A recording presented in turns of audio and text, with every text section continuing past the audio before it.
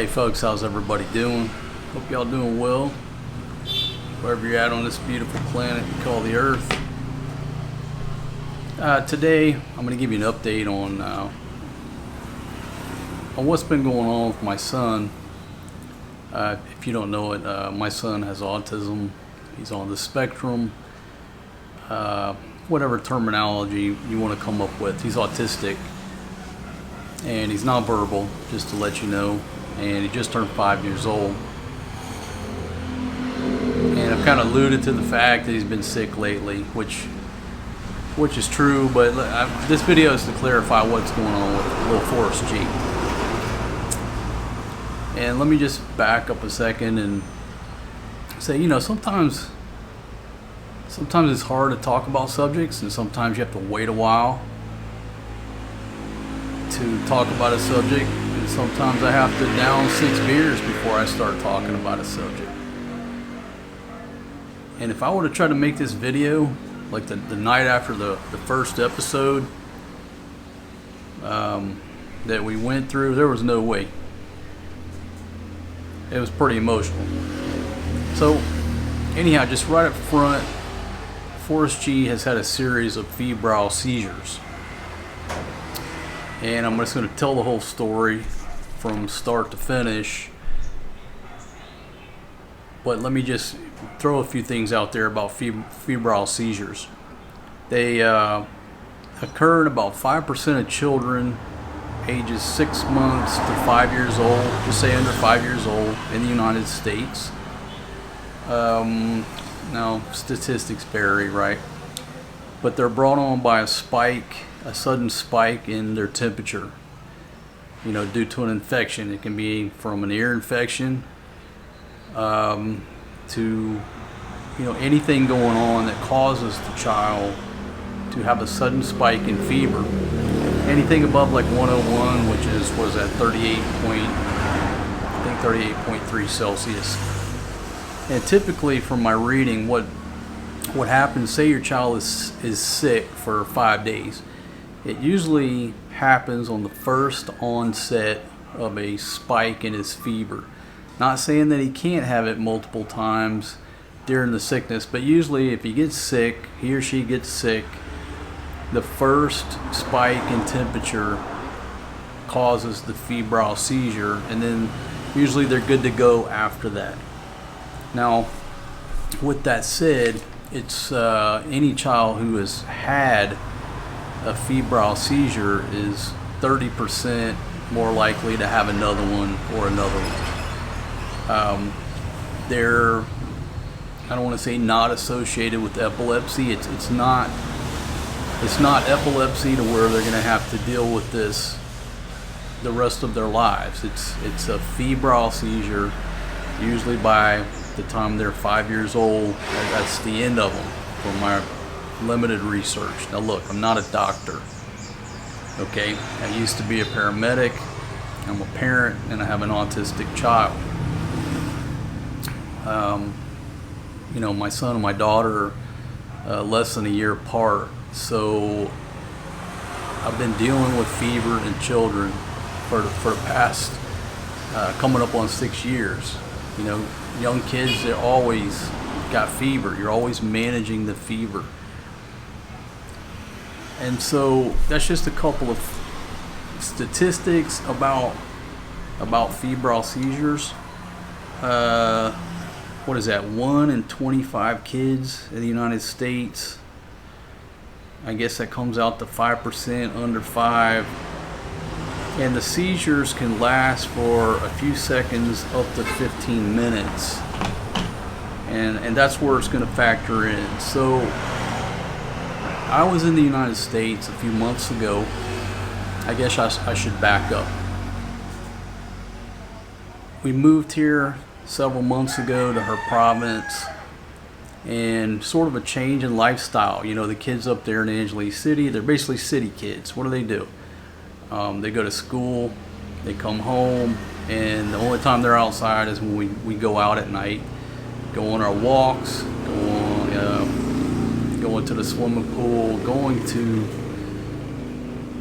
certain events like kids do when they live in the city. We move out here to the wife's province. We're basically living in the country, so to speak. The kids are always going to the village. They're running through the sugarcane field, going to the beach. They're exposed to a lot more elements than they were up there in the city. Now maybe that's not painting a good picture, because when you're around people, usually that's the problem. But they were living a city life, and then boom, they come down here to live in a country life. And here in the Philippines, living on Luzon and then moving us to Cebu, it's different, right? I don't want to say it's like living in a different country, but you're moving so far away. Are there antigens and things that they're not used to? They're not used to the bugs in the water here because they didn't grow up here, right? So it's probably a shock for everybody's system on a certain level. Okay, I was in the United States a few months ago and handling some business. And Fatima, what she told me, well, they had to take Forrest G to the hospital. He said he got a fever, got sick, they had to take him to the hospital. But he's okay now. The next day he's okay now. And here's where a lack of communication comes in. We've been together for 6 years, somewhere in there. Her English ain't great. My Tagalog and my Bisaya ain't great. And we have a language problem, a language barrier. It's a challenge accurately describing things to each other. And it's just the way it is. Not blaming anybody. I mean, by now I should speak her language and she should speak mine. We just don't, okay? So there's a language gap. And what she told me was something, I tried to look back through the text messages, but she said something about Forrest G, he black and going down. I'm like, what does that mean? He black, he going down. So I'm trying to sort through what's going on with the child. And it comes down to it. He got sick, he had a fever, they panicked. They jumped on motorbikes. I think Flo actually threw him on a motorbike, went to the hospital. By the time they got there, he was fine. Stayed a few hours, they did some blood work. I think they gave him some antibiotics in, and that was that. He was fine the next day. There was no diagnosis or anything to say the word seizure. I guess that's the learning point number one for anybody who has a girlfriend or marries a girl or has children outside of your home country, especially if they speak a different language than you. Nobody ever said the word seizure. And listening to what they said, the average person would just think, that a boy got sick, had an infection, whatever. But as I started to question and ask and just kind of pry about what's going on, I said, it sounds to me like he had a seizure. But nobody ever said that. There was no diagnosis. There was nothing. Hey, sweetie girl. There was nothing to ever say that the young man had a seizure. It came from me guessing on the other side of the globe, talking to the old lady, because I'm not there. I was in the U.S. having to handle some business. So there was that episode. It was like, okay, he's fine now, no problem. They said he was good to go by the time he got to the hospital, and then all these tests and everything. They did some blood work, but realized that our little hospital here, it's not a trauma center. Okay, our little hospital here has less square footage than probably some of y'all's house. It's I would call it an aid station. For Western standards, I'd call it an aid station. Our next closest hospital with a higher level of care, I guess, would be about 30, I don't know, how long does it take to get down to Bogo City? About 30, 40 minutes. So we're not dealing with a level 1 trauma center. We're dealing with a country hospital. You know, we're say 5 hours by bus north of Cebu City. And that's just a factor that I'm going to talk about later on in the video for folks who are thinking about retiring to a place like Southeast Asia or the Philippines. So anyhow, everything seemed to be good to go. I'm the only guy that's asking questions in my mind. Did the child have a seizure? Is this something connected to autism? I'm asking all these questions, and I don't know. Are you going to eat bread and syrup? Yeah. Yes, sir? Okay, go get you a plate, because that's going to get sticky. I don't know what your plan is, but unless you got a plate, that's not going to work. They love eating, you know, just this bread they get from the little bakeries, put some syrup on it. They also like eating mayonnaise sandwiches. And I don't know what her plan was. I guess she was just going to sit there and try to do this, and then there'd be sticky everywhere. All right, yeah, put that on the plate. Pour you some on the plate and go to work. There we go. Now we got a plan together. This one. Yeah, let me show everybody what little pieces of bread they get from the bakery. They just eat it with syrup. Daddy, can you? Better than candy and potato chips. No, you know what to do. Go to work. So, I get back. And I was gone for like less than a month, what have you. But I was gone. I get back. No other problems with the young man. He's fine. And again, he was fine hours later. They say he took a long nap, went to sleep, got up the next day, bounced right back.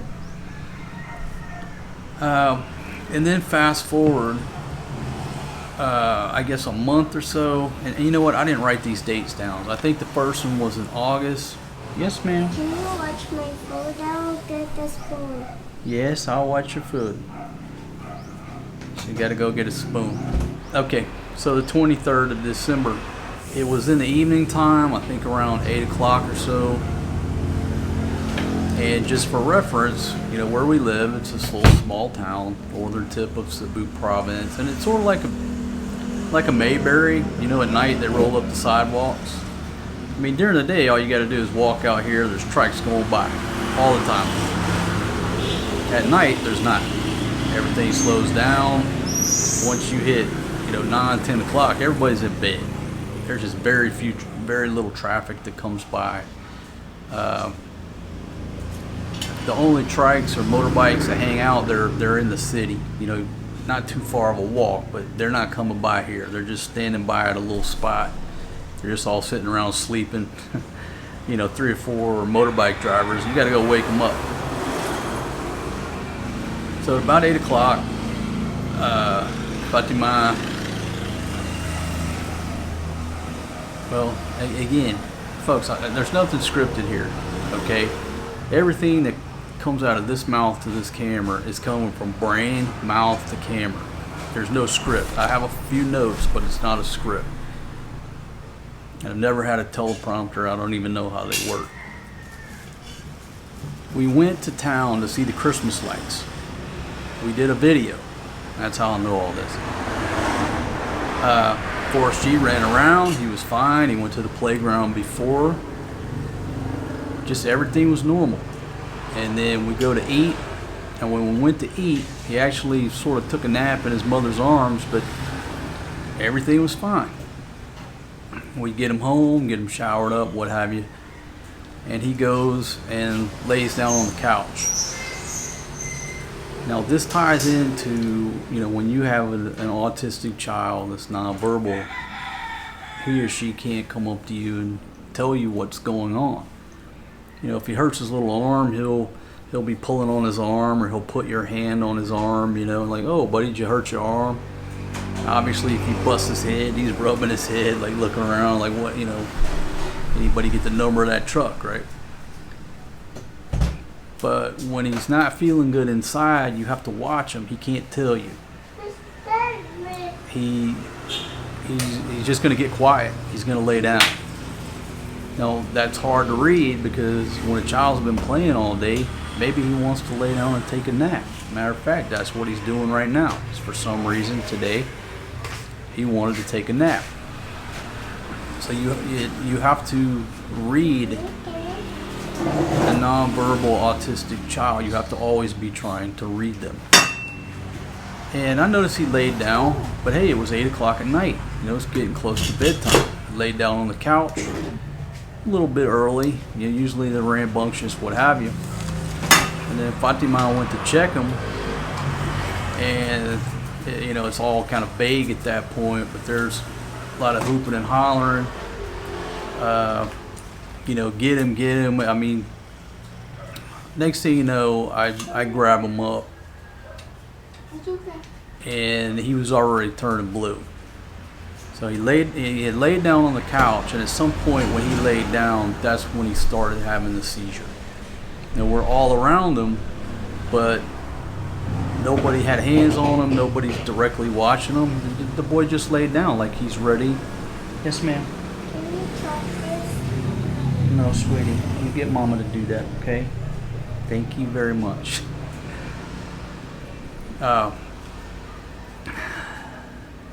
My goodness, Maria. So, he's laying down. At some point while he was laying down, he began to seize. He began to have this febrile seizure. And by the time Fatima checked him, he was already turning blue.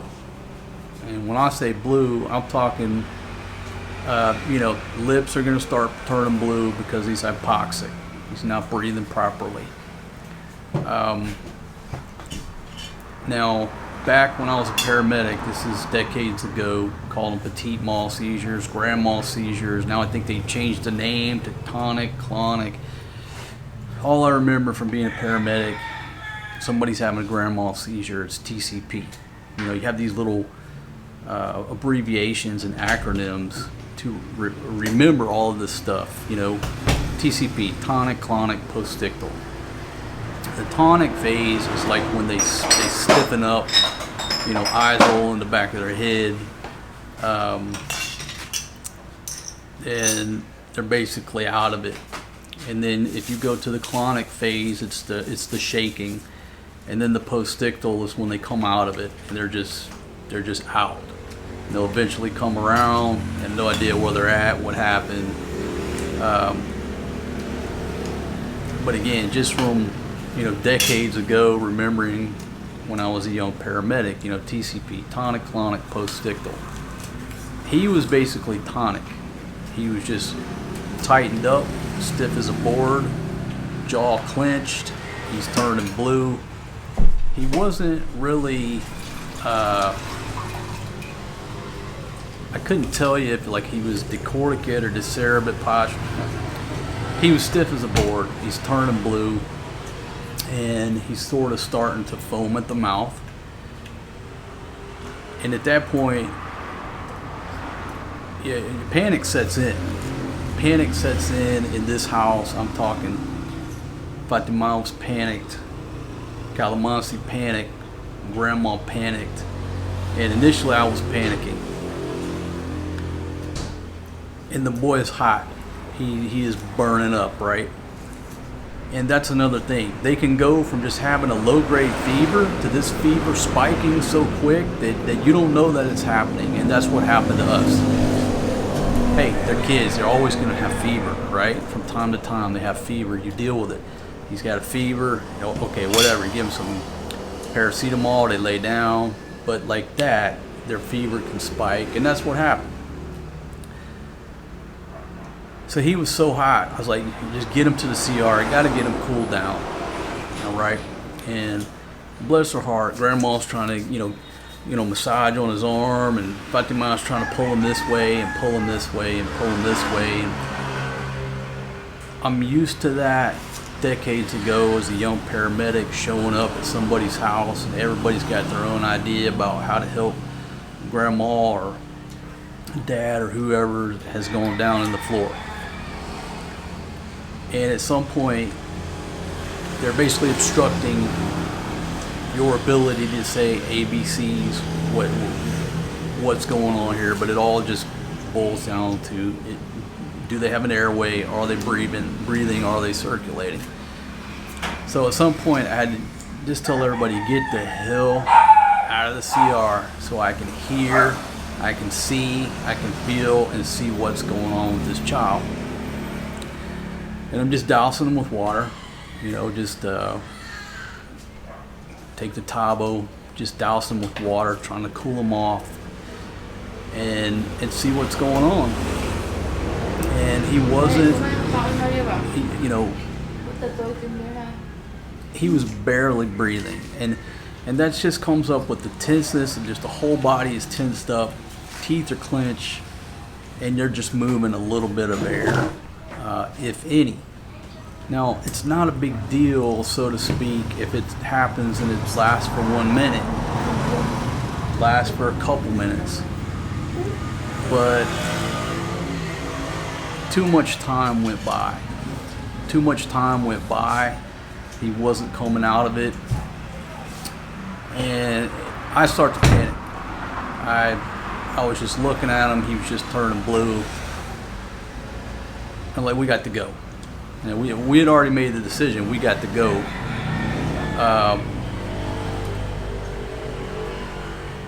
But at that point, we got to get to the hospital. They grab him up, run out of the house into the street. I don't know. It took us. Luckily, it took us 30 seconds to get a trike, maybe 1 minute. So we get a trike, jump in this trike. And the last time I looked at him in some light, I mean, I'm not gonna lie to you, I thought I was holding a dead child. He was just so blue, he wasn't breathing. And right before we got into the trike, it seemed like he threw up. But I don't know if it was just that much foam coming out of his mouth, or if he did throw up. I mean, it was just on my shoulder. We jump in this trike. Now it's only probably 4-minute ride, 5-minute ride via trike to this little hospital. But in the trike, it's so loud. Somebody can have a wonderful pulse. You barely feel it. I'm feeling for a pulse. I can't feel anything.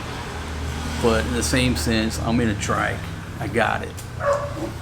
I couldn't tell if he was breathing. And so I started giving him respirations. Just all I could do. I said, if he's not breathing, he's turning blue. All right, let's go. Airway. He's still clenched up. What can you do? Just start blowing some breaths. And that trike driver, I mean, he must have turned that thing up on 2 wheels, cutting that left turn in front of 7-Eleven. But we get to the hospital, and by the time we get to the hospital and we roll in there, it seemed like he was breathing. Like the minute we rolled in, it seemed like he was starting to breathe. He was still blue when we got him to the hospital. There's one nurse on duty, and I'm not complaining. I'm just telling you facts of what happened. There was one nurse on duty. It's at night. There's one physician on duty. We come into that emergency room panicked, and of course they don't know what we know. They didn't go through what we just went through for the past 8, 10, 12 minutes. And obviously this is what they do for a living. But when we went in there and we got in there and they look at him, he's coming out of it. He's postictal. He's not clenched anymore. He's starting to breathe. And that's what they see.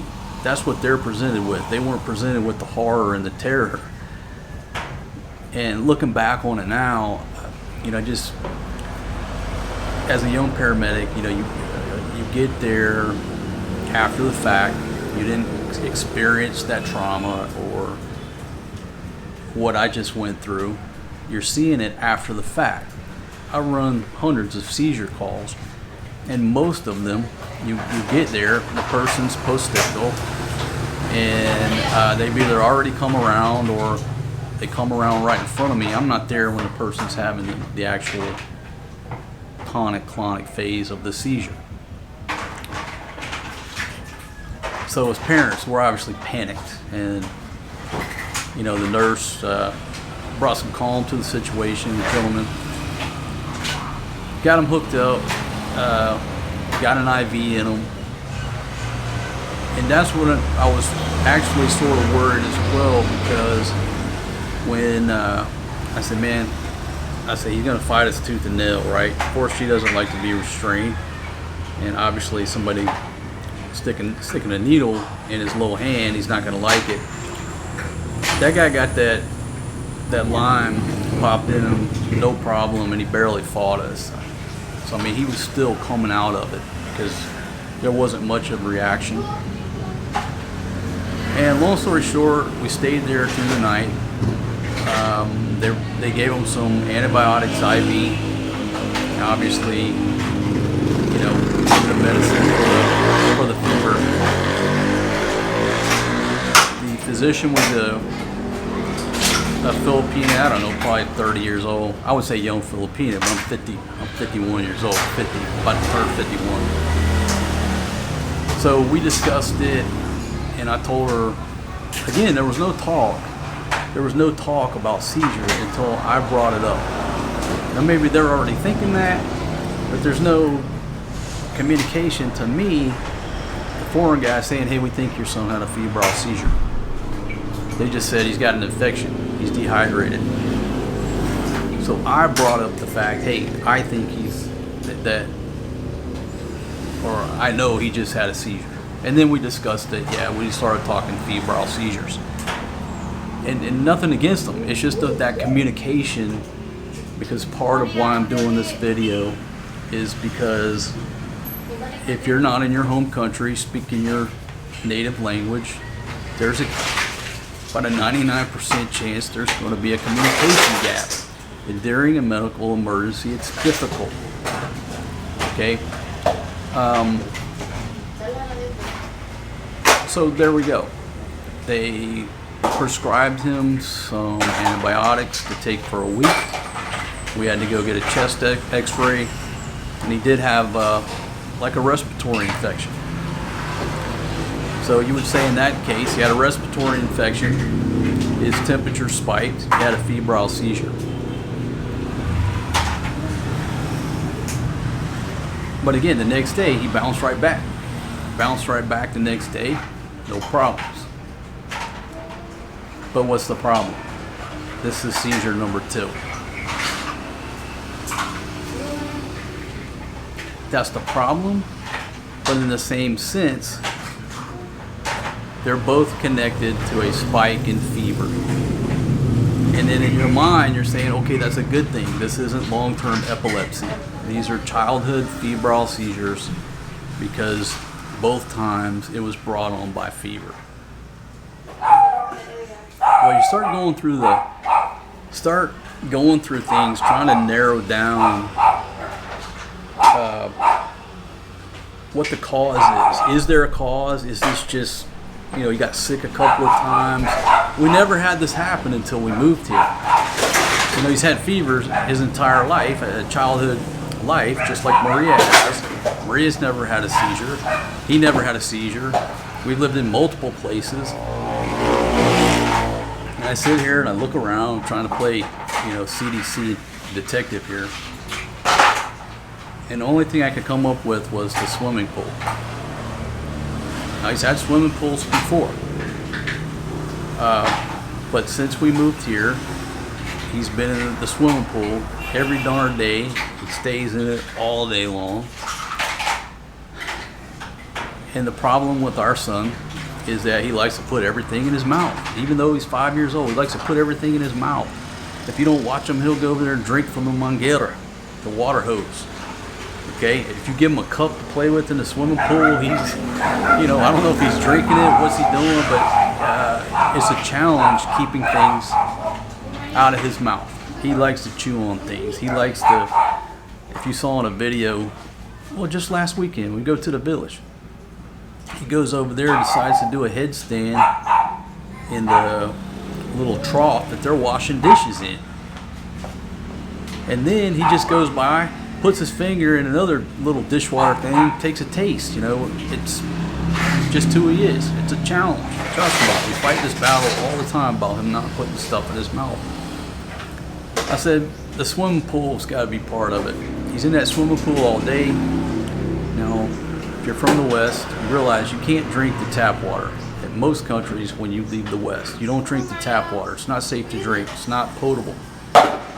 Our water is right here. You have to buy filtered water. Okay?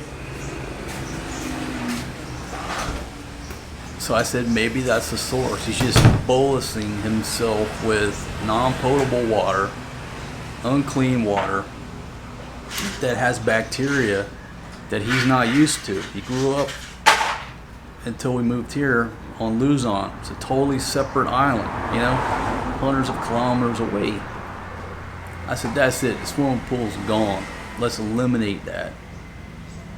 So he still has a swimming pool, but there's no water in it. Now it's a toy box. It's an outdoor toy chest. And so that was, say, Christmas. And then fast forward to almost 1 month later. It was his birthday. It was his birthday, day before. Daddy. No, it was his birthday. Daddy. So right out 1 month later. Yes, ma'am. Mama will eat the cake here. Okay, Papa's trying to make a video. Let's worry about the cake later. You say the word birthday, all they think about is that cake. They don't care about nothing else. Cake, cake. So on his birthday, I guess around 2, 3 in the afternoon, here we go again. And you know what? I'm about to look at my notes because it's just, let's see. Okay, alright, now. Alright, I'm actually in my little man cave. I call it my office. It's our little room. I got a couple tables in there where I can close the door. Try to bring you a better audio. As you can see, it's a challenge. Both Fatima and Maria know that I'm sitting here talking to y'all, and they decide to come out and clean up a mess and destroy my audio. But it doesn't matter. No matter where I go, they're going to find me. They're going to destroy my audio. So I'm in my office trying to talk to the camera.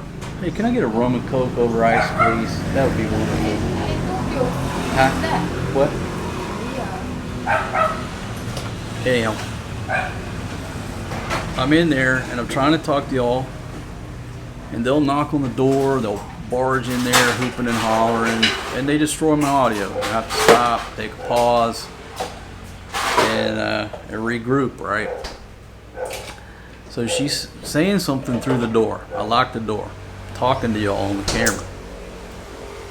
She's saying something through the door. And I think all she's doing is what they're doing to me now, destroying my audio. I say a few more words. Finally, I'm like, okay, what's going on now that's so important that you destroyed my audio? Well, she's holding Forrest G in her arms. And she's panicking. She can't communicate. She's in a panic. She can't beat on the door and say, you know, Forrest G needs help. She can't communicate to me because she's panicked. She's just standing outside the door making some noise. Nowhere did I understand there's an emergency going on outside the door. That's another learning point. If you're going to marry a young Filipina, they are not good at emergencies or crises. They panic. They panic at anything that's outside the normal heartbeat or emergency. Can y'all give me 1 minute? I had to banish them to inside the house. After 6 years of doing this, Fatima does not, still doesn't understand that microphone picks up everything. Okay. Alright, so we have a communication problem. You know, a few seconds later, I finally open up the door. She's holding Forrest G. When I see the looks on everybody's faces, okay, here we go again. I I grab them up. I issue some orders. You know, Grandma, Trike, Fatima, get the bag packed. I'm going to the CR and then we're rolling. I get to the CR, which is the comfort room, the bathroom here. Now we have a big trash can in there now because in the mornings our water goes out. Our water goes out and there's not enough water for everybody to take a bath. So we keep a big old trash can in there. I don't know what is it. It's not a 55 gallon, it's a 40 gallon trash can in there filled up with water. And obviously when I grabbed them up, I'm looking at them, it's the same thing going on. A little bit of lips turning blue. He's hot. I go in there, boom, straight into what I now call the chiller. Straight into the trash can to cool this boy off. He's stiffened up. You know, his eyes are sort of rolled back in his head. Again, lips turning blue, not really moving any air. I drop him in the trash can, pouring water over his head. I got to get him cooled off. I'm getting him cooled off until we got transportation. She's got the bag packed. We can physically roll. And all this is taking place in a very short period of time, right? Well, as they're going about their assigned duties in this emergency, he starts coming around. And so as he starts coming around, I made the decision. Now I'd already done some research about, you know, what to do, febrile seizures. What are doctors telling parents in America to do in case their child has a febrile seizure? And believe it or not, as scary as this event is, they're basically saying, you know, unless it lasts longer than 5 minutes, you know, the turning blue is normal, all this shit is normal, they're gonna tense up, they may vomit, they're gonna be out of it, all this is normal, you know, they're basically saying unless this is prolonged, it's normal. No need to call an ambulance unless it's 4 or 5 minutes, which I think is too long, but that's what it's saying. When you go to Dr. Google and look at the Mayo Clinic, look at the CDC, look at all this stuff, they're basically saying if your child has a febrile seizure, it's not necessarily an emergency where you need to call 911 and go to the hospital. Now, any parent who goes through this, you're going to panic and you're going to call 911, and I recommend you do, because you don't know what's going on. You don't know how long it's going to last. You can't predict that. But I guess what they're trying to do is put your mind at ease that, hey, this is normal in children under 5, especially if there's a fever connected to it. All you do is put them on the floor, turn them on their side, and let them seize. Especially all you can do for a seizure, especially if a person is having a grand mal seizure. Again, that's my terminology from back in the day. There's nothing you can do as a lay person. Just move everything out of the way, and they're going to be on the ground probably. If they're on a bed or what have you. You know, you just lay them on the ground, turn them on their side, let them seize, move the chairs out of the way. Don't try to restrain them because it's not going to help. But at this time, the boy is coming around in a reasonable amount of time, quicker than she can get the bag packed, quicker than grandma can get the trike. And so I said, we're just going to hold right here. We're just going to hold what we got, start to move some air. I got him in the chiller, getting his temperature down. The trike showed up. I said, hey, just hold the trike in place out front. Everybody just hold what you got, because if he comes around right now, just let him come around. He's in the chiller. I'm getting his temperature down. We've got paracetamol. As long as he comes around and he's back to normal in a few minutes, we're not going spending 8 hours at the hospital. It's not necessary. We know what's going on at this point. And that's what happened. He came around within a matter of a few minutes, and of course I didn't let him out of my arms, and he just wanted to take a nap. But I made sure that that's all he wanted to do, was just take a nap. Once I was comfortable with that, we just took shifts. I said, all right, he's fine. He wants to take a nap.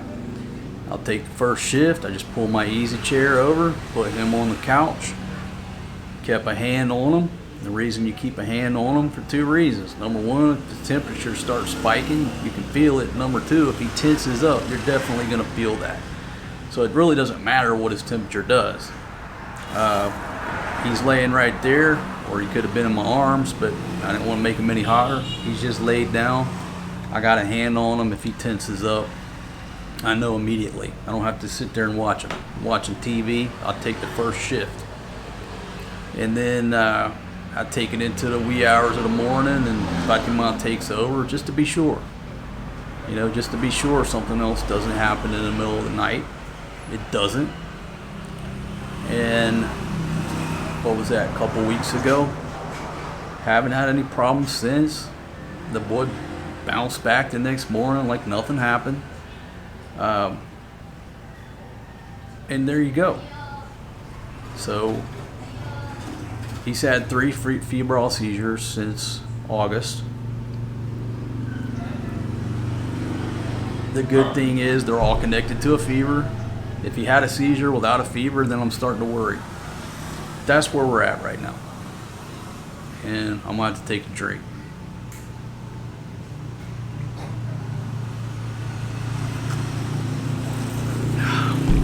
My damn hand is shaking. Okay, talked about the swimming pool being the culprit, maybe. An ongoing debate that anybody who has children outside of their home country, especially if your children are in a country like this where the medical system is nowhere near what it is in the West, you always have these debates in your mind on a daily basis. And most people, I think it boils down to schools, right? Schools are a big debate. Where do you raise your kids?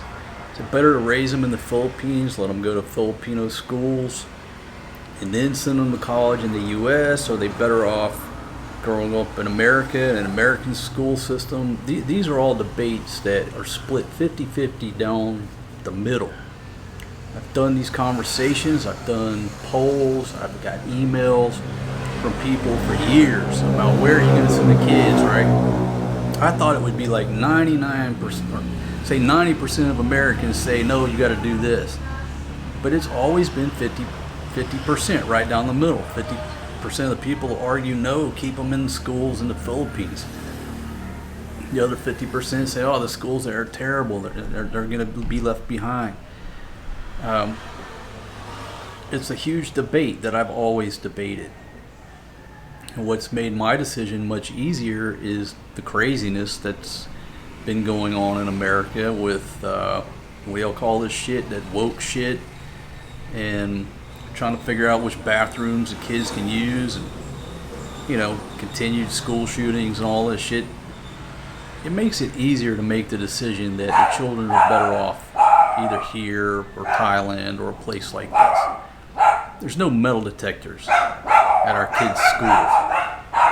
I'm not the least bit concerned that somebody's going to walk in there with a gun. I'm not worried about that. Could it happen? Anything's possible. But I don't worry about that like I would worry in the States. I don't worry about bullying. I don't worry about so many of the things that America has become that I don't want my kids to have to deal with.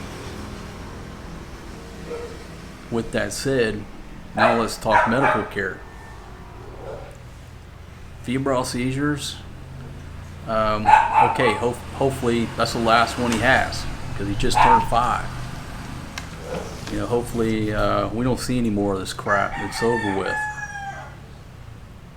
Because where we live, we're not near a hospital with any type of care equivalent to any hospital in the United States. We got to go a ways.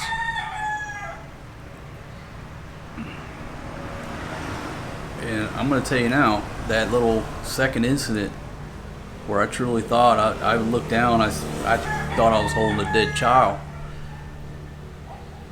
When I think on that moment, it makes me want to move back to Angeles City, or move to Manila, or move to Cebu City, and be within, a few kilometers of a real hospital, what I consider to be a real hospital. I never thought that way before, because I don't care about my own health. I just want to live until I die. I don't want to be tethered to a hospital. I refuse to be tethered to a hospital because of my health. I hadn't had a physical in damn near a decade, until about, a year or two ago. I was, I don't really want to get into it too much, but I was mandated by the court during my custody case to get a physical. Hey, you do what the judge says, right? So I went and got a physical, chest x-ray, all that shit. Folks, ain't nothing wrong with me. I got the body of like when I was 17 years old. I'm still good to go. Got a little bit of a beer gut. Not as in good a shape as I was about 5 years ago, but anyway, ain't nothing wrong with me. But I didn't want to know. I wouldn't have went and got all those tests if it weren't just like a routine package of my custody case. I was actually ordered to. So I don't care about being close to a medical facility. But if you're in your mid-60s and you're retiring, I'm sure that it's probably fresh in your mind. Had a buddy start having a heart attack on an island, and he basically sat there and had a heart attack all night because he was waiting on the first ferry in the morning. The ferry was coming. They could see the ferry. Boom, he died right there at the port. Never left the island. So it's never been a concern to me, even after that. I just want to live until I die. If I got cancer, I don't want to know, because I don't care. It's not going to affect anything. Somebody can say, hey dude, you're ate up with cancer, man. You need chemo, you need radiation therapy, you need this. I don't care. I'm not getting any of that shit anyhow. But now that my son has had 3 febrile seizures, it makes you change your outlook on medical care. And it's easily mitigated by just moving. Okay? Now, if y'all don't know anything about me, I'll move like that. Usually when I make a decision to move, I issue a warning order. Hey, we're thinking about moving from Barreto I'm thinking about moving us from Barreto to Angeles. That's the warning order. I go hit a beer, 20 minutes later, boom, our orders start packing, we're out of here. And we move. I'm not scared to move.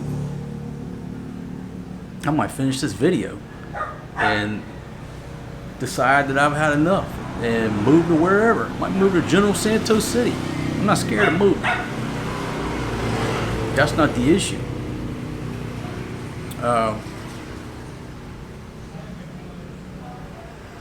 So if he has another incident, like incident number 2, Christmas, day before Christmas Eve, we may be moving. We will move close to a better level of care, a better hospital. And if we're going to do that, we might as well move where there's some decent food. Cebu City, Manila, Angeles, one of the 3. That's just the way it's got to be. So I can have him close to a medical facility. But I don't think so. I don't think it's necessary. I think it's exactly what's going on. He just, for whatever reason, started having febrile seizures, probably just due to being in this environment, being a little more free and putting things in his mouth out in her village, and developing some new infections.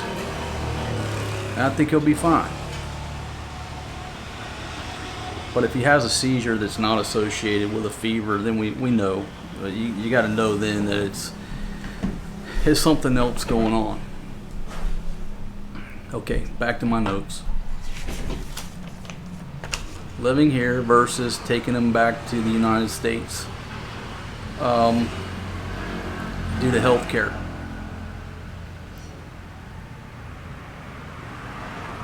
Our son has autism, and I think we have one of the best situations that we can have for this child. He's around her family. We live in a small town where many people already know who he is, and another year or two, everybody will know him, right? There's a few foreign kids running around, but you do stand out. And the fact that he has special needs, that'll get around, and everybody will know that, which is a good thing. If he gets lost, he can't go nowhere. Where's he going to go? Everybody knows him. A little white-skinned kid walking around, there's eyes on him, right? Where in America, if he walked away from something while we were sleeping, who knows where he's going to end up, right? Little things like that. He's around family. It takes a village to raise a child. That is absolutely true, and it's about a million times more true when you have an autistic child or any child with special needs. Being around her family, her mother being here, her niece being here, her sister at times, it's a world of difference than being in Angeles City where it's just me and her.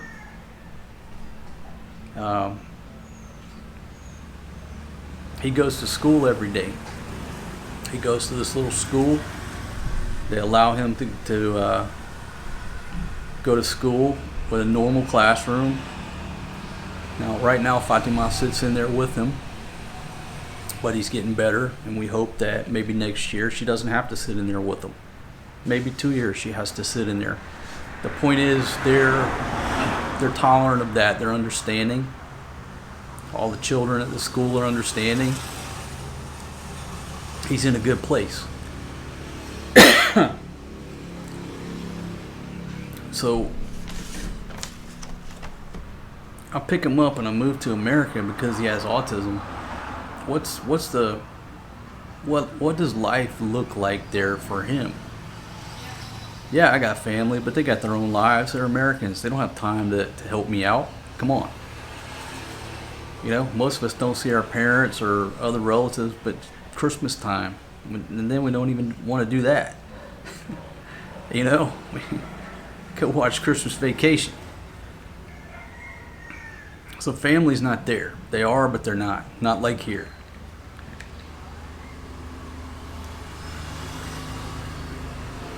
Do I think the schools are going to be as warm as his little school right down the road? Don't see it happening. It's about time. It's about kids being on their phones, on the internet. It's about so many different things that it's just not going to compare to the warmth that he gets here in this little classroom around these children here. Oh, they got better therapists. You got this, you got that. In America, all these benefits. Yeah, you got me on that. But what life would I rather lifestyle? Going to family day in the village every weekend, going to the beach, being around grandma, cousins, family members every day in a little small community versus going to America, going to therapy.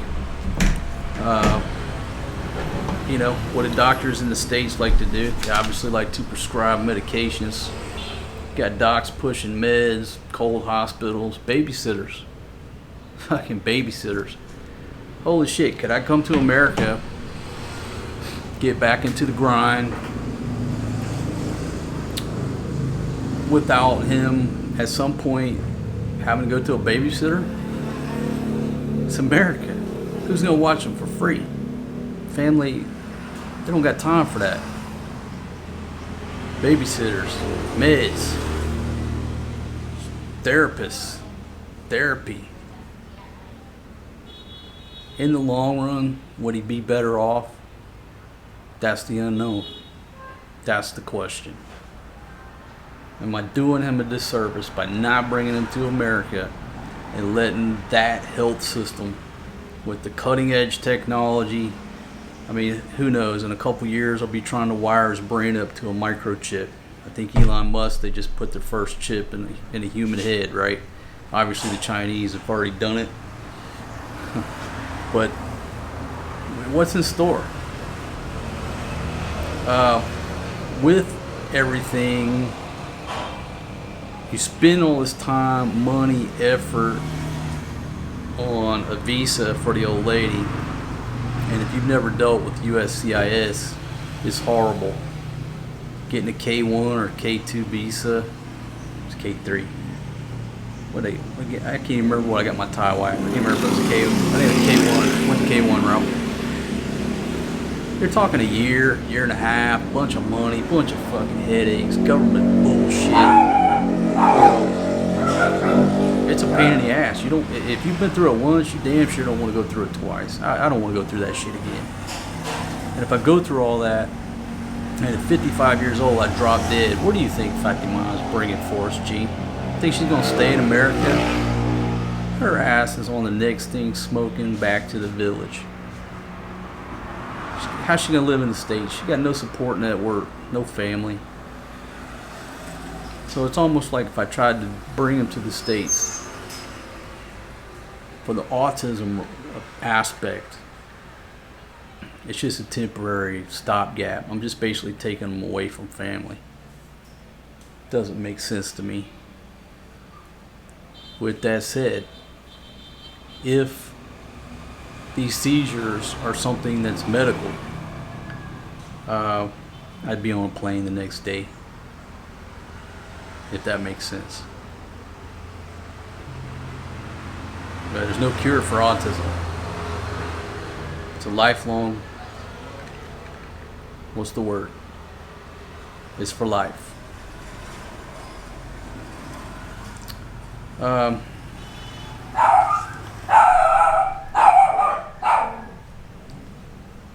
Okay, here's the other thing too. I left it out. I don't know why I put it at the last part of my notes. Anything to do with medicine or your health, you better check your family's history. Family history. Okay? I think that's a question on like every medical exam that I've ever taken, right? Family history. If your dad has cancer, well, guess where you come from? You come from that gene pool that potentially are susceptible to getting cancer. Maybe his mother, your grandmother got cancer, right? Family history. Whatever they got, a damn good chance that you got too. Your dad loses his hair at 35, you're going to have a runway right here at 35, probably. Family history. Finally figured out through communication later on, like recently, not during these events, but talking to her mother. Three of Fatima's brothers had febrile seizures as children. That's what I have deduced. Her mother said it was the same thing. They did the same thing. There was just three of them. Now she's got more brothers and she's got two sisters. They didn't have it. They didn't have any of that. But the three brothers out of 12 kids seem to have febrile seizures as children as well. Boom. There's your family history tying in febrile seizures to Forrest G. So there you go. It's a big rambling talk with horrible audio. So I got dogs barking, birds chirping, Filipinos over here. Probably sounded like they were breaking rocks on a chain gang. Audio's terrible. But you know what? This is the Philippines. One of the loudest countries I've ever lived in. And if you're not okay with noise, you want to pick another place. It's just the way it is. From loud trikes to roosters crowing, dogs barking, vid-jokey. It's a noisy place. So if the audio was noisy, well, welcome to the Philippines. You either love it or get the fuck out. There ain't no in between. All right, that's the culture. What I like about it is if I want to bring my Bose speaker out here, crank up some George Strait, get drunk, blast it out, ain't nobody showing up with a noise complaint telling me to turn my shit down. They just wait till I pass out. It's all good. No apologies needed.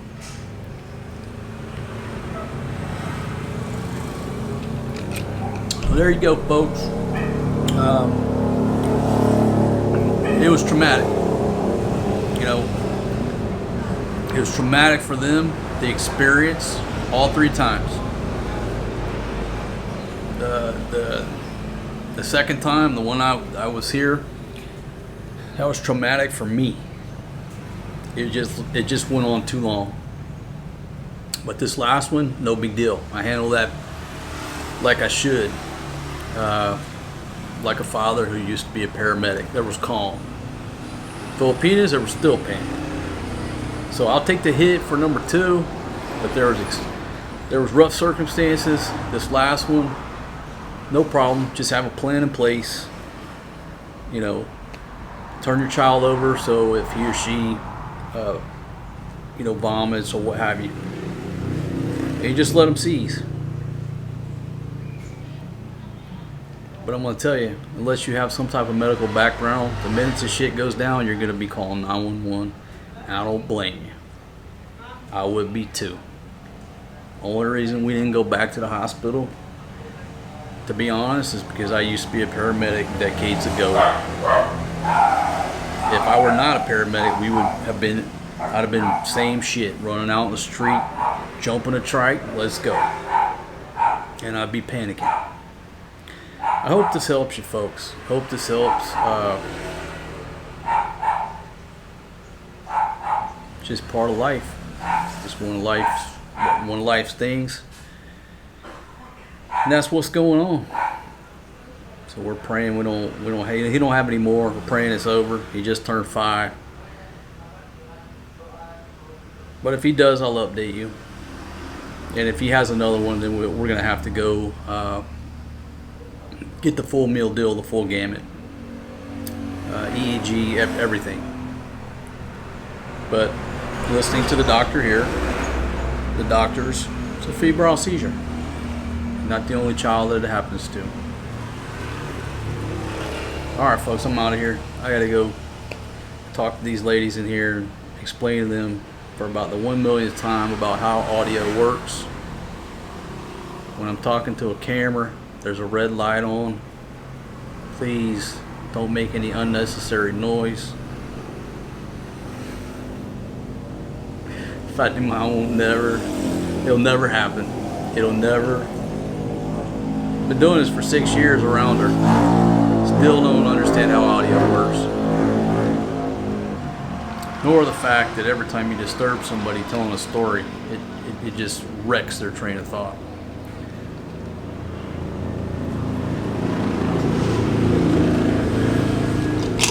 I'm not complaining.